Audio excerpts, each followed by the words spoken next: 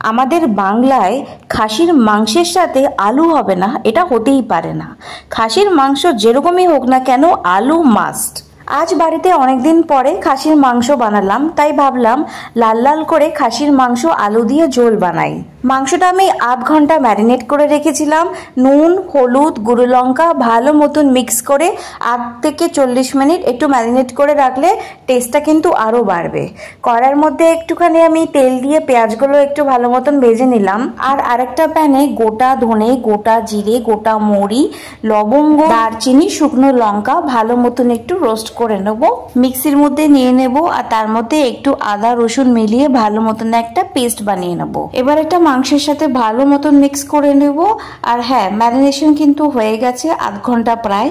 এবারে মিক্স করার পরে গরম গরম এবারে কিন্তু আপনি কুকারে বা আপনার কড়াইতে এটা আপনাকে মাংসটা কষিয়ে নিতে হবে। আমি কুকারেই রান্না করব, কারণ কুকারে খুব তাড়াতাড়ি কিন্তু রান্নাটা হয়ে যায়। আমি 50 গ্রাম মতন সর্ষে তেল নিলাম আর তার মধ্যে 2টো তেজপাতা দিলাম। আর মাংসটা আমি যেটা ম্যারিনেট করে রেখেছিলাম সেই মাংসটা আমি দিয়ে দেবো। মাংসটা একটু ভালো মতো নাড়াচাড়া করে নেব। আর এটা কিন্তু আমরা একদম মিডিয়াম লো ফ্লেমে রান্নাটা করব। যদি গ্যাস আপনি ফাস্ট করে দেন তাহলে কিন্তু মশলাটা জ্বলে যেতে পারে। এটা আমরা 10 থেকে 15 মিনিট ঢেকে ভালো মতন কষাবো। তারপরে যে পেঁয়াজ ভাজাটা আমরা আগে থেকে করে রেখেছিলাম সেটা একটু ভালো মতন মিক্সিতে পেস্ট করে নেব। তারপরে সেই পেস্টটাও কিন্তু এখানে আমরা অ্যাড করে দেবো। অ্যাড করার সময় যেন আপনার গ্যাসটা যেন একদম হাই ফ্লেমে না থাকে, মিডিয়াম লো ফ্লেমেই যেন আপনার গ্যাসটা থাকে।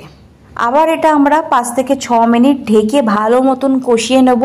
একটা টিপস বলে দিই, খাসির মাংস যত ভালো মতন কষাবেন ততই কিন্তু টেস্ট হবে। এবারে দেখুন জলগুলো কিন্তু মোটামুটি শুকিয়ে গেছে। এখন পর্যন্ত 1 ফোঁটাও জল কিন্তু অ্যাড করিনি। এবারে আমি একটা টমেটো নিয়েছি, টমেটোটা ভালো মতন কেটে অ্যাড করে নিয়েছি।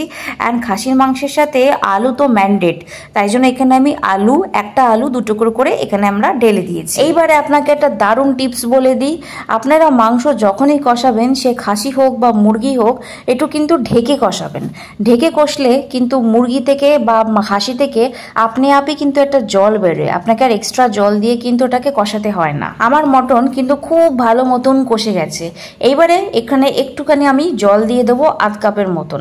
আমার মিক্সির মধ্যে অনেক মশলা লাগানো ছিল, তাই সেই মশলাটা ধুয়ে আমি এখানে জলটা অ্যাড করে দিয়েছি। এবারে কুকারটা বন্ধ করে দেবো, কুকারের লিডটা লাগিয়ে দেবো। এবারে 3 থেকে 4টে আমি এখানে সিটি দেবো।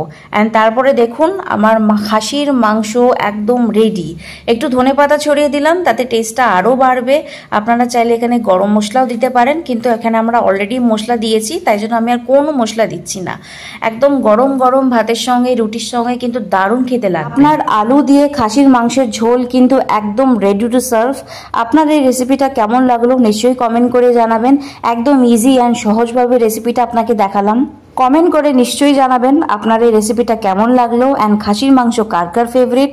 আমার চ্যানেলটাকে সাবস্ক্রাইব করে দেবেন, লাইক করে দেবেন অ্যান্ড এই রেসিপিটা নিশ্চয়ই শেয়ার করে দেবেন। খুব কম সময়ের মধ্যে একদম সহজভাবে এই মাটন রেসিপিটা কিন্তু যে কেউ যখন খুশি বানাতে পারবেন।